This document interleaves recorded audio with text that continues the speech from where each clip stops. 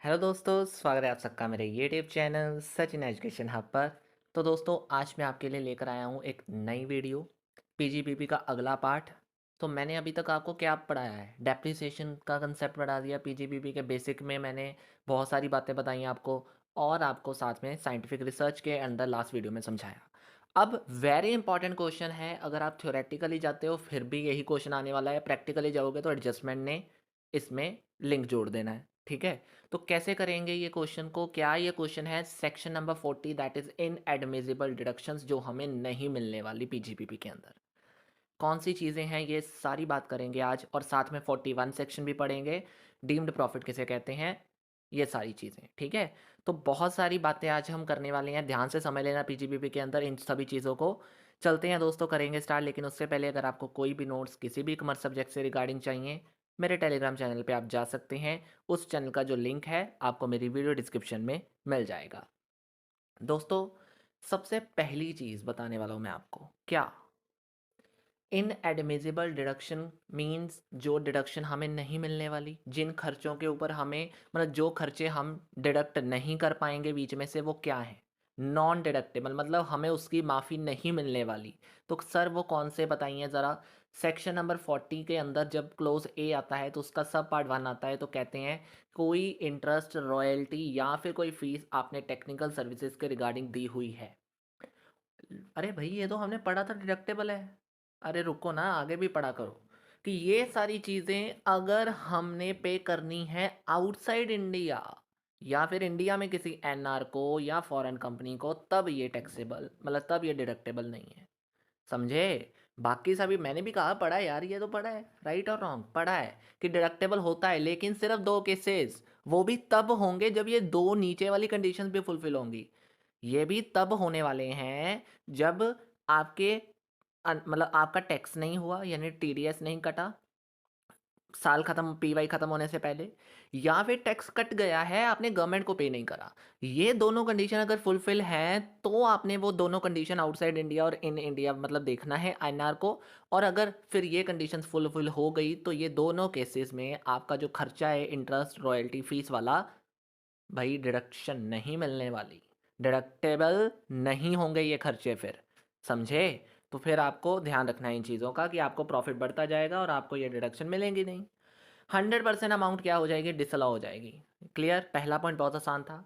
Section 40A(1)(a) क्या मतलब first A part, उसका सब पार्ट ये आगे जो आ रहा है वो क्या है? सिंपल सी बात ये भी है कि अगर आपने ये ध्यान में दिया कोई भी अमाउंट, भाई कोई भी खर्चा, पहले तो हमने वो मेंशन कर दिया ना, अब कोई भी खर्चा जिसके ऊपर टैक्स कटने वाला है और वो अमाउंट 30% से ज़्यादा है, ध्यान से समझो, 30% of any sum payable to resident, किसी भी पर्सन को आपने 30% से ज़्यादा देने हैं और वो रेजिडेंट है और उसके अमाउंट के ऊपर टैक्स कटने वाला है, लेकिन रुको, टैक्स कटने वाला है लेकिन अभी तक टैक्स कटा नहीं, या टैक्स कट गया आपने गवर्नमेंट को पे करा नहीं, तो भी भाई वो खर्चा डिसअलाउ है। अब समझे बात को? पहले तो वो स्पेसिफिक थे, अब उन्होंने 30% से ज़्यादा वाले अमाउंट के ऊपर ये सारा चर्चा ख़त्म कर दी कि अब बताइए 30% से ज़्यादा वालों के ऊपर यहाँ पे किसी को नहीं मिलने वाला, अगर ये दोनों चीज़ें नहीं हुई, टैक्स नहीं कटा या टैक्स कट गया तो गवर्नमेंट को पे नहीं करा फाइलिंग से पहले। अंडर सेक्शन 139 आता है उसके अंदर, राइट? सर एक नोट लिखा है, उसे पढ़ के जाइएगा आगे कि if tax on such income has been paid by SSC, ध्यान से समझ लेना, पेड बाय पे, ठीक है?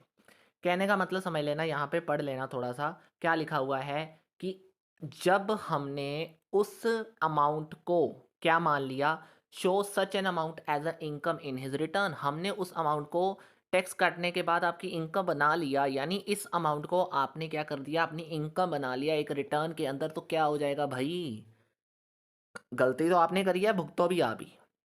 मतलब हम ये मान ले देंगे कि असेसी ने इस प्रोविजन का डिसअलाउ कर दिया, यानी उसने कहीं ना कहीं क्या कर दिया है, डीम दैट द असेसी है disallowed and paid the tax, यानी कहीं ना कहीं हम ये मान लेंगे कि उसने टैक्स नहीं पे नहीं करा, उसने कर दिया है। यानी पहले हमने, बेशक उसने टैक्स अभी तक पे नहीं भी करा हो, लेकिन उसने अगर रिटर्न में गलती से भी शो कर दिया अपनी इनकम को इस तरीके से, तो भाई समझो हमने मान लिया। फिर हमने उसको ये कह दिया कि तुम्हारा टैक्स पे हो चुका है, तुम्हें इस सेक्शन के अंदर आने की अनुमति नहीं है, तुम्हारा टैक्स डिसअलाउ नहीं हो, मतलब तुम्हारी ये इनकम डिसअलाउ नहीं हो सकती। समझे इस बात को? क्लियर कर लेना। बहुत छोटा सा पॉइंट है, समझ आ जाएगा। तो 40 सब क्लोज 1, अब क्लोज खत्म हो गए, ए बी सी वो क्लोजेस थे, अब आपका सबसेक्शन 1 आ गया। 40 सबसेक्शन 1 का क्लोज आई आई बी या 11 बी कह सकते हो, जैसे भी इसको प्रोनाउंसिएशन कहना है वैसे ध्यान से कर लेना। लेकिन अब बात ये है कि 40 क्लोज के अंदर जब भी स्टेट गवर्नमेंट की बात आ गई तो भाई सारे के सारे खर्चे, अगर उन्होंने रॉयल्टी वगैरह या कोई भी ऐसा काम किया है तो भाई वो डिसअलाउ है, वो डिसअलाउ है। ठीक है, चलिए अब सेक्शन 40 क्लोज 1, अब क्या कहता है ये चीज़। क्लोज 1 के अंदर सब पार्ट 3 आ गया। अब ध्यान से समझो, पहले हमने सब पार्ट 1 पढ़ा, सब पार्ट का पार्ट 1 ए पढ़ा, सब 1 का पार्ट बी बी पढ़ा, ऐसे ही पार्ट्स इसके अंदर जुड़ते जा रहे हैं। क्लोज वही है 1 और 2, बस उसके अंदर सब पार्ट जुड़ गए। तो सब पार्ट्स में जुड़ते जुड़ते थर्ड आया, तो जब उन्होंने कहा कि भाई थर्ड हम जोड़ दे रहे हैं सैलरी के साथ, कि any sum which is chargeable under head salary. क्या कहता है ये सेक्शन, कि जिसके अंदर मतलब सैलरी की आपने कैलकुलेशन करी है, भाई सैलरी में क्या था, कोई अमाउंट अगर हमने सैलरी की तरह बाहर पे करी है, यानी किसी नॉन रेजिडेंट को पे करी है या इंडिया के बाहर पे करी है, इस तो क्या होगा, उसके ऊपर टैक्स अगर नहीं कट हुआ या डिडक्ट नहीं हुआ या डिडक्ट हो चुका है, अभी तक पे नहीं किया, कुछ भी कह लो, वैसे डिडक्ट नहीं हुआ, तो भाई उस केस में क्या होने वाला है, बाकी जो केसेस में होता है, सिंपल सी बात। चलिए आगे, सेक्शन 40 क्लोज 1 का सब पार्ट 4, यानी अब सिंपल सी बात है, 1 2 3 4 हमने पढ़ लिए, उसमें ए बी पॉइंट थे वो भी हमने पढ़ लिए। अब 4 क्या कहता है, उसके बाद 5 आ जाएगा, बस इसके बाद नहीं है, ख़त्म कर दे हो जाएगा, कि एनी कंट्रीब्यूशन टू पीएफ, ये भी याद है, प्रोविडेंट फंड, कोई भी ऐसा फंड अगर करा हुआ है आपने इस्टेब्लिश और उसमें अगर पैसे डाले हैं और उसको आपका खर्चा माना गया है, तो भाई वो भी नहीं मानना। अब मैंने कोई कंट्रीब्यूशन करा है तो वो सेविंग ना, अरे वो सेविंग के अंदर आएगा, वो बाद में डिडक्शन मिलती जाएगी। लेकिन अभी मेन बात ये समझो कि वो खर्चा थोड़ी होता है, अगर ले लिया है तो डिडक्टेबल है भाई, वो चीज़ हो जाएगी। क्या मैं ये डिडक्टेबल बात कर रहा हूँ कि डिसअलाउ की बात कर रहा हूँ? अरे भाई डिसअलाउ की बात कर रहा हूँ, डिडक्टेबल नहीं, डिसअलाउ हो जाएगा। ठीक है, क्या है यहाँ पे कि अगर आपने पीएफ के अंदर पैसा डाला भी है और उसे खर्चा माना भी है तो वो खर्चा खर्चा नहीं है, वो डिसअलाउ कर दिया जाएगा, नॉन डिडक्टेबल है वो। क्लियर, जिसके ऊपर आपको डिडक्शन नहीं मिलने वाली। आप ये सोच के बैठे हो। चलो, अब वो खर्चा डिसअलाउ हो जाएगा, नंबर 3। ठीक है, अब बात आती है सेक्शन 40 क्लोज 1 पार्ट 5 क्या कहता है, tax paid on pre request is on the behalf of employ is not deductible. Simple सी बात है, कोई लाइन पढ़ाने की ज़रूरत नहीं थी, बहुत आसान है लिखा हुआ, समझ सकते हो। ठीक है, चलिए अब आते हैं आगे, कि वो तो हमने इंडिविजुअल केसेस में पढ़े थे। अब उन्होंने कहा कि in case of any firm assessable as such और any LLP the following amount should not be deducted from the business income. ये इनकम जो है नीचे लिखी हुई, ये डिडक्टेबल नहीं होंगी। कौन सी चीज़ें हैं ये सर? पहले नंबर पे आता है, अब सेक्शन 40 बी आ गया, क्लोज बी आ गया, पहले ए पार्ट पढ़ लिया था हमने, उसका सब क्लोज के पार्ट्स पढ़ लिए थे हमने। अब सेक्शन 40 क्लोज बी आ गया, वो कहता है कोई भी रेमुनरेशन अगर हम नॉन वर्किंग पार्टनर जैसे कि सैलरी बोनस कमीशन दे रहे हैं तो वो हमें डिसअलाउ करना है। ठीक है, number 2, remuneration to working partner authorise by deed, मतलब नॉट ऑथराइज बाय डीड, अगर कोई वर्किंग पार्टनर है पर उसे हमने डीड में नहीं ऑथराइज किया हुआ या उसे डीड में ऑथराइज नहीं किया जा रहा तो भी वो डिसअलाउ है। रेमुनरेशन टू वर्किंग पार्टनर और interest to partner authorise by deed but related to an earlier period.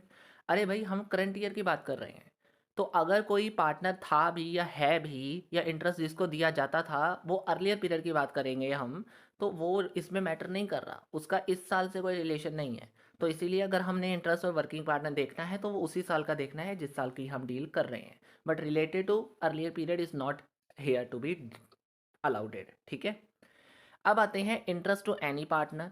कोई भी पार्टनर को अगर आपने 12% से ज़्यादा इंटरेस्ट दिया तो भी वो इसमें नहीं बनेगा, पर पूरे साल के हिसाब से 12% से ज़्यादा नहीं देना, नहीं तो उसका वो खर्चा डिसअलाउ कर दिया जाएगा। ठीक है, मतलब तब ये भी क्या है, that is the following amounts, ये इनकम भी है या ये मतलब ये जो अमाउंट है इंटरेस्ट जो हमने पे करा वो भी डिसअलाउ हो जाएगा, यानी हमारा दिया हुआ इंटरेस्ट हमें डिसअलाउ कर दिया जाएगा।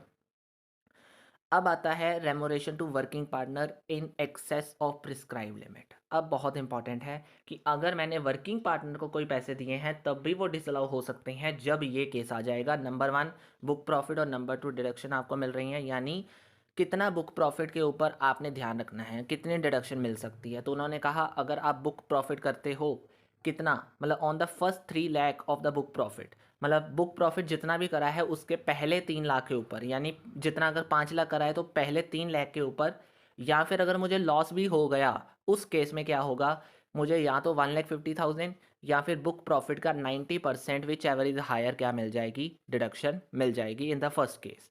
और rest of the book profit, यानी अगर मैंने 5 लाख रखा था 3 लाख के ऊपर हो गई, 2 लाख बच गया, तो नेक्स्ट बैलेंस के ऊपर मुझे कितना मिलेगा, 60% की डिडक्शन मिलेगी। नहीं समझ में आया, जल्दी से आइए प्रैक्टिकल के ऊपर, आपको और क्लियर हो जाएगा कि XYZ लिमिटेड कंपनी है, उसके 7 लाख उसने रेमोरेशन पार्टनर को दी थी और उसने पार्टनरशिप डेट के हिसाब से सारा काम करा है, और बुक प्रॉफिट उसने क्या रखा, 10 लाख रुपए। क्वेश्चन बहुत ईजी है, चलिए वही रूल लगा देते हैं। हम क्या करेंगे, पहले 3 लाख यानी 10 लाख का 3 लाख क्या बन जाएगा आपका, सिंपल सी बात है, तीन, अरे भाई 3 लाख ही है, 3 लाख के ऊपर क्या डिडक्शन थी, या तो 1,50,000 या 90%। तो 90% कितना था भाई, 2,70,000।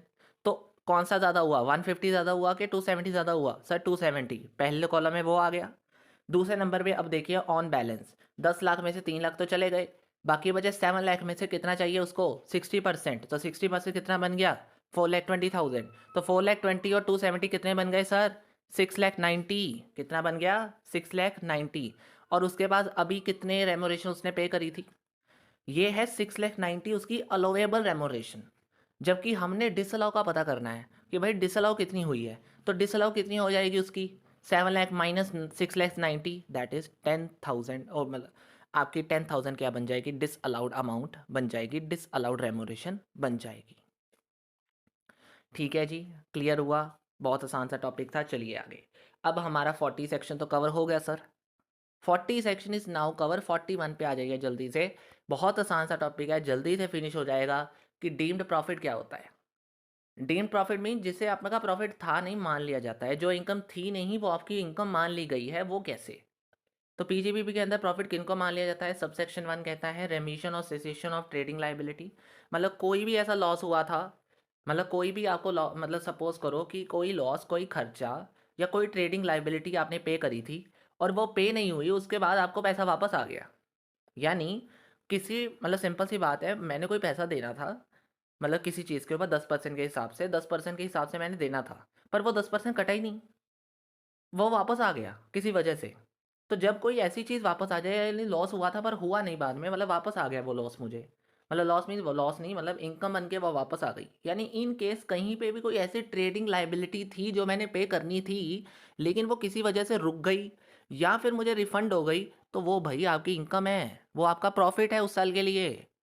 आप पे करना चाहते थे पर हुआ नहीं, वो आपकी इनकम बन जाएगी, वो आपका प्रॉफिट बन जाएगा, डीम प्रॉफिट कहलाएगा। सेक्शन 41 सबसेक्शन 1 ये कहता है। और उसका टैक्स कब लिया जाएगा, जब वो अमाउंट आपको असल में रिकवर हो जाएगी, जिस साल में। ठीक है। सेक्शन 41 सबसेक्शन 2 कहता है sale of capital asset use for scientific research. जो भी आपने एसेट को सेल करा है, जो आप यूज कर रहे थे साइंटिफिक रिसर्च के लिए, सिंपल सी कहानी है, उसे भी आप मान लोगे अपना डीम्ड प्रॉफिट, क्योंकि साइंटिफिक रिसर्च क्या कहता था, 100% डिडक्शन है भाई। तो अगर आप उस कैपिटल एसेट की क्या करोगे, सेल कर दोगे, तो ऑटोमेटिकली यह 100% डिडक्शन के हिसाब से वो आपकी इनकम ही बनने वाली वापसी में, क्योंकि 100% यानी आपको उसका खर्चा तो वापस आता ही रहता है 100% के हिसाब से जो आप कर रहे थे। ऑटोमेटिकली वो जब सेल हो जाएगी तो वो आपकी इनकम कहलाएगा सेक्शन 41 सब सेक्शन 2 के अंदर। सेक्शन 41 सब सेक्शन 3 क्या कहता है, बैलेंस चार्ज। देखो, जहाँ पे भी आपने क्या करा है, डेप्रिसिएशन को एसएलएम के ऊपर चार्ज करा है, वो आपकी क्या बन जाएगी, इनकम ही बनती रहेगी। क्यों, अरे भाई एसएलएम का मतलब fixed rate of depreciation in every year, right और नॉट। तो भाई ऑटोमेटिकली वहाँ पे कहा गया है कि बैलेंस चार्ज मतलब वो चार्ज आपका बैलेंस में रहा, जितना रिटर्न डाउन में आपको पता है कि कितनी वैल्यू कम होती जा रही है असल में। क्या एसएलएम में ऐसा होता है, एसएलएम में तो आपने फिक्स कर दिया, पहले साल में जितना था उसी साल में 10 साल में रख दिया, वो तो एक मेथड ऐसा ही है। क्या वो असल में उतनी वैल्यू रहती है डेप्रिसिएशन की, क्या राइट वैल्यू होती है, रिटर्न डाउन वैल्यू बताता है कि एसएलएम, सर रिटर्न डाउन। तो एसएलएम के ऊपर जो भी इनकम है आपकी, वो क्या कहलाएगी, आपकी डीम्ड प्रॉफिट। चलिए सेक्शन 41 सब सेक्शन 4 कहता है कि जब हमने रिकवरी कर ली है डेट्स की, ठीक है, मतलब जिस समय हमें बैड डेट रिकवर हुआ है तो भी तो आपकी इनकम है कि नहीं, आप मानते नहीं हो, पर वो आपकी इनकम है, वो आपके मतलब डीम्ड प्रॉफिट के अंदर आ जाएगा वर्ड, क्योंकि वो ऑटोमेटिकली डीम्ड इनकम है आपकी, ठीक है, जिसको आपने बीच में कंसीडर करना है। तो सर उसका टैक्स कब लेंगे, सिंपल आपके सामने लिखा है, ज़्यादा रिपीट मत करिए, ठीक है। अब सेक्शन 41 सब सेक्शन 5 लास्ट क्या है कि सर ध्यान से समझिएगा, ये लास्ट सेक्शन जो है कि 41 सब सेक्शन 5 क्या कहता है, brought forward loss of defunct business. मतलब अरे भाई हमने जब लॉस हुआ हमारे बिजनेस में, हमने मैक्सिमम उसे क्या किया, सेट ऑफ करा, लेकिन नहीं हुआ, कैरी फॉरवर्ड करा, मैंने 8 सालों तक कैरी फॉरवर्ड कर दिया। अब भाई वो तो लिमिट हो गई, लास्ट 8 ईयर्स तक करने के बाद अब मैं क्या करूं। तो भाई अगर फिर भी मौका चाहते हो तो भी आपको मिल जाएगा, अगर आपको 41 सेक्शन के अंदर कोई इनकम बन रही है तो उस इनकम से भी आप 8 साल के बाद क्या कर सकते हो, उस लॉस को सेट ऑफ कर सकते हो किसी भी हेड के। क्लियर हुआ।